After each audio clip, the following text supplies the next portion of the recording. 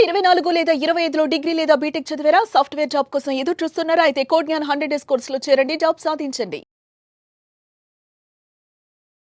నమస్కారం ఉమా గారు. నమస్తే అమ్మా.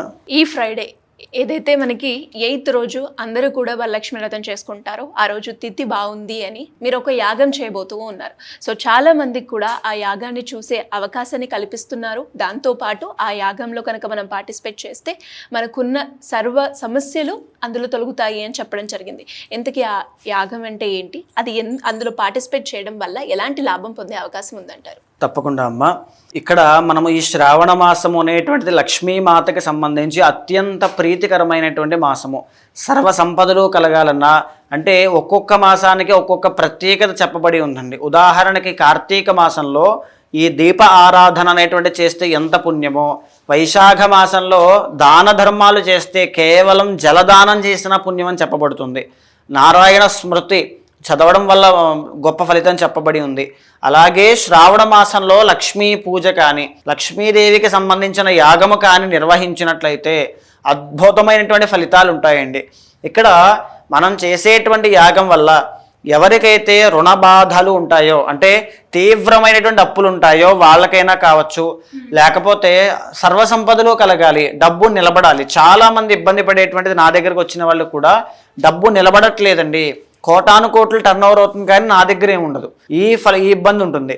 సో దీనికోసమైనా నెగిటివ్ ఎనర్జీ అనేటువంటిది, అంటే దృష్టి కావచ్చు, శత్రు బాధలు కావచ్చు, తెలియనటువంటి ఒక యాంగ్జైటీ, అది కొంతమంది ప్రయోగాలని చెప్పి, కొంతమంది అదని చెప్పి, కొంతమంది ఇలాగ చాలా ఇబ్బంది పడుతూ ఉంటారు. సో వాళ్ళైనా సరే అమ్మవారి అనుగ్రహం ఉంటే అవన్నీ వస్తాయండి, అవి రావు. సో ఆ శక్తి అనేటువంటిది ఉత్పన్నం అవ్వడానికి. అండ్ ఇంకొకటి డిజైర్స్ అండి. ఉద్యోగం రావడం లేదు, నాకు ఉద్యోగం కావాలి, IAS aspirants or government job aspirants చాలామంది ఉంటారు, నాకు ఆ ఉద్యోగం కావాలి అని కోరుకుంటూ ఉంటారు. వాళ్ళకైనా వివాహం కావడం లేదు, ఎందుకండి శుక్రుడికి అధిపతి కదా మహాలక్ష్మి అమ్మవారు. సో వివాహం కావడం లేదు. వివాహం కావాలి అంటే శుక్రబలం కావాలి. శుక్రబలం ఎవరికి కావాలి? మగవాళ్ళకైనా ఆడవాళ్ళకైనా సామరస్య అన్యోన్యత జీవితం గడపాలి అంటే శుక్రబలం కావాలి వాళ్ళకైనప్పటికీ. తరువాత శుక్రబలం లేనప్పుడు ఎలాంటివి వస్తాయి? ఫెర్టిలిటీ ప్రాబ్లమ్స్, హార్మోనల్ ఇంబ్యాలెన్సెస్, తర్వాత రిలేషన్షిప్లో ప్రాబ్లమ్స్ అనేటువంటివి, ఇలాంటివి చాలా ఎక్కువ వస్తుంటాయి. వీటి కోసమైనా సంతానం కలగాలి అంటే ఎందుకు? సంతాన లక్ష్మి నమః మనం పూజ చేస్తూ ఉంటాం.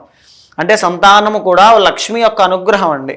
ఆ సంతానం కలగాలి అన్నా విద్యార్థులకి విద్య అనేటువంటిది సరిగ్గా రాదు, గుర్తుండకపోవడం, కాన్సన్ట్రేట్ చేయలేకపోవడం, ఇలాంటివన్నీ కూడా విద్యా లక్ష్మీ నమః 7వ స్వరూపము. ఆ అమ్మవారి యొక్క అనుగ్రహం ద్వారా విద్యార్థులు మంచి అనుగ్రహం కావాలి, కాంపిటేటివ్ ఎగ్జామ్స్ కానీ అందులో రాణించాలి అనుకునేటువంటి వాళ్ళు ముఖ్యంగా ఆది లక్ష్మీ నమః.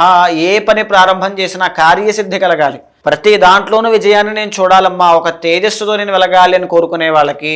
తర్వాత ధాన్యలక్ష్మీ నమః అంటే నేను సంపాదించినటువంటిది పరుల పాలైపోతుంది, నాకు నిలబడట్లా, వేరే ఎవరెవరో పరివారంతో అనుభవిస్తున్నారు, నా ఫ్యామిలీ కానీ అంతా కూడా తినడానికి కానీ కట్టుకోవడానికి కానీ దరిద్రంగా లేదు, ఈ ఇబ్బంది ఉంది అంటే నా కష్టం ఉంది కానీ ఫలితం లేదు, ఈ ప్రాబ్లం ఖచ్చితంగా ఉంటుందండి చాలామందికి. సో వీటి కోసం ధాన్యలక్ష్మీ నమః అమ్మవారి యొక్క ఆరాధన. తర్వాత ఏమిటి అంటే ధైర్యలక్ష్మీ నమః అంటే చాలామందికి ధైర్యము అనేటువంటిది ఉండదు, సెల్ఫ్ కాన్ఫిడెన్స్ రవి అధిపతి. సో సెల్ఫ్ కాన్ఫిడెన్స్ లేక ఒక అడుగు వేయాలి అంటే భయము, ఆ భయం అనేటువంటిది పక్కన పెట్టేస్తే వాళ్ళు ఎక్కడికో వెళ్ళిపోతారు. ఆ రాణింపు, ఆ టాలెంట్ కానీ స్కిల్ కానీ పొటెన్షియల్ చాలా ఎక్కువ ఉంటాయి. సో ఆ రేంజ్లో వాళ్ళు ఎదగాలి అనుకున్నప్పుడు ఆ ధైర్యలక్ష్మి అమ్మవారి యొక్క అనుగ్రహం కావాలి. దేనికైనా తెగింపు, నన్ను ఎవరో ఏమీ చేయలేరు, నన్ను వెనక్కి లాగినా నేను ముందుకు వెళ్తాను అనేటువంటి ఒక ఆలోచన విధానం కావాలి. అది ధైర్యలక్ష్మి అమ్మవారు ఇస్తారు.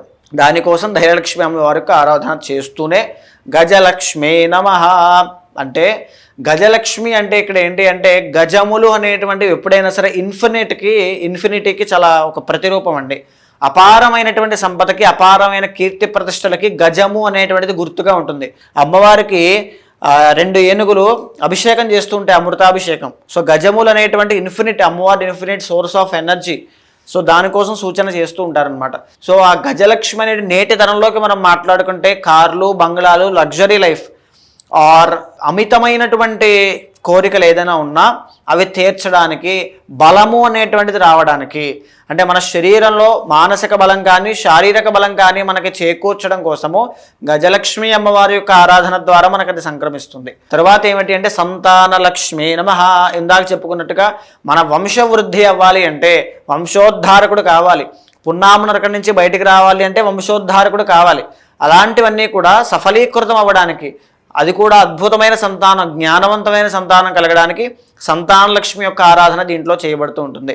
తర్వాత ముఖ్యంగా విజయలక్ష్మి నమః.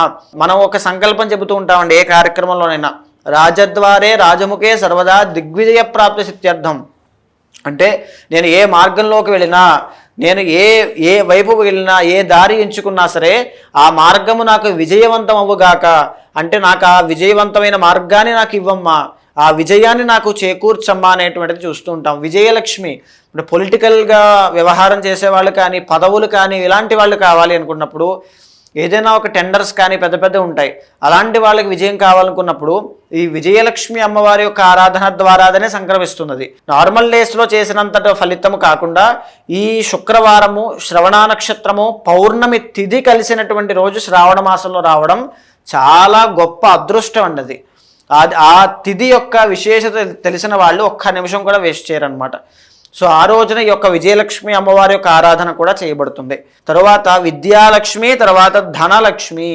మనం చెప్పుకున్నామండి, సంపాదించడం గొప్పదనం కాదు, సంపాదించి నిలబెట్టడము, దాన్ని డబల్ చేయడం, రెట్టింపు చేయడం, అది సంపాదన విషయంలోనే కాదండి, ఐశ్వర్యమైన, ఆనందమైన, సంతోషమైన, సుఖమైన, భోగమైన ఏదైనప్పటికీ కూడా మనల్ని నమ్ముకున్న వాళ్ళు ఎప్పుడూ కూడా ఇబ్బంది పడకుండా, మనము మన కుటుంబ సభ్యులు పరివారం అంతా దిగ్విజయంగా ముందుకు వెళ్ళాలి అంటే అష్టలక్ష్మి యొక్క ఆరాధన కావాలి, అష్టలక్ష్మి అనుగ్రహం ఉండాలి. ఆ అమ్మవారి యొక్క మొత్తానికి అధిపతి కమలాత్మికాదేవి. సో ఇక్కడ మనం ఏం చేస్తున్నామంటే అమ్మ కార్యక్రమము లక్ష్మీ కుబేర యాగము అనేటువంటిది నిర్వహిస్తూనే సహిత కమలాత్మికాదేవి యొక్క యాగం కూడా చేస్తూ ఉన్నాం. ఆ రోజున ఎవరైతే ఈ కార్యక్రమంలో పాల్గొంటారో, అంటే నేత్రములతో కనీసం చూసినా సరే దానికి ఉన్నటువంటి పాపాలు పోతాయి, తర్వాత అనుకున్నవన్నీ సిద్ధిస్తాయి. ఆ రోజున ప్రత్యేకించి మధ్యాహ్నము 11 గంటలకి ఓం అనబడుతుంది, అంటే ప్రారంభం అవుతుంది కార్యక్రమం. గణపతి పూజ దగ్గర నుంచి స్టార్ట్ అవుతుందండి. సో కార్యక్రమంలో భాగంగానే మనం చేసుకున్నటువంటి కర్మలు కానీ దానికి ప్రాయశ్చిత్తంగా ఏవైనా ఉంటాయా అని అంటే శివుడికి అభిషేకం చేయమని శాస్త్రం చెప్పింది. పౌర్ణమి నాడు శ్రావణ మాసంలో శివాభిషేకం చేసినా, శివనామస్మరణ చేసినా అత్యంత శ్రేయోదాయకమైన ఫలితాలు ఉంటాయి. సో దానికోసము ముందుగా గణపతి పూజ, పుణ్యాహవచనం, మండపారాధన, మహన్యాసం చెప్పుకున్న తర్వాత శరీర శుద్ధి కోసము పంచామృతములతో ఏకాదశ రుద్రాభిషేకము అనేటువంటి జరుగుతుంది.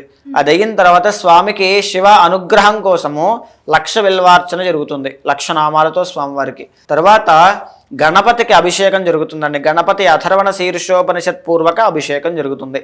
తర్వాత స్వామికి 1,00,000 గరిక పూజ జరుగుతుంది.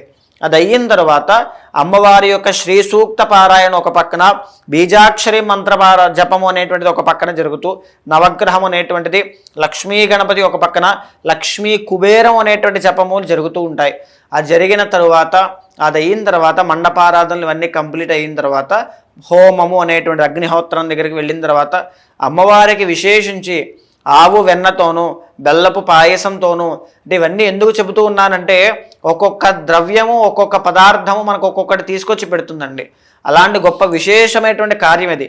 తామర పువ్వు ఎప్పుడైతే మనం తేనెలో మనం చేసి చిలికించి మనం వేస్తూ ఉంటామో దానివల్ల ప్రతి కోరిక కూడా సిద్ధించేటువంటి యోగం పడుతుందన్నమాట. సో అవి చేసిన తర్వాత నీరాజన మంత్రపుష్పాలన్నీ అయిన తర్వాత వేద ఆశీర్వచనం అనేటువంటిది ఎవరైతే కార్యక్రమంలో పాల్గొని వీరు చూస్తున్నారో అందరికీ కూడా వేద ఆశీర్వచనం జరుగుతుందండి. శ్రీ విద్య ఉపాసన ఉన్నవాళ్ళు సుమారుగా రాత్రి 7:30 లేదా 8 గంటల వరకు కూడా కార్యక్రమం జరుగుతూనే ఉంటుందండి. సో మీరు ఎవరైనా సరే దీంట్లో పాల్గొనాలి అనేటువంటి కోరిక ఉంటే కోరిక కాదండి, తప్పకుండా పాల్గొనండి. మీరు 10 మందికి చెప్పండి. మనం ఎప్పుడైనా సరే 10 మంది భక్తులను తయారు చేయాలి, 10 మందికి మన యొక్క సేవను అందించే ప్రయత్నం చేయాలి. కాబట్టి మీ చుట్టుపక్కల ఉండేటువంటి వాళ్ళకి కానీ ఎవరికైనా సరే ఈ విషయాన్ని తెలియజేసి ప్రతి ఒక్కరూ కూడా ఇందులో పాల్గొనేలా చేయండి. పాల్గొనేటువంటి వాళ్ళు ప్రతి ఒక్కరికి కార్యక్రమం ఆ రోజున ప్రారంభమయ్యేటప్పుడు ఒక మూల మంత్రాన్ని చెబుతాను. అండ్ అలాగే మరి వాళ్ళ ఇంట్లో నుంచి కూడా ఏమైనా చేయొచ్చు అంటారా? తప్పకుండా అమ్మ. మీరు అక్కడ కార్యక్రమాన్ని చూస్తూనే అమ్మవారి యొక్క సేవ అంతా కూడా దర్శనం చేసుకుంటూ మీ ఇంట్లో ఒక వెండి ప్రతిమ కానీ ఏదైనా అమ్మవారి యొక్క ప్రతిమకి అమ్మవారికి కుంకుమార్చన చేయండి. నేను అప్పుడు ఎలా చేయాలో ఏంటో అన్ని వివరంగా చెప్తాను.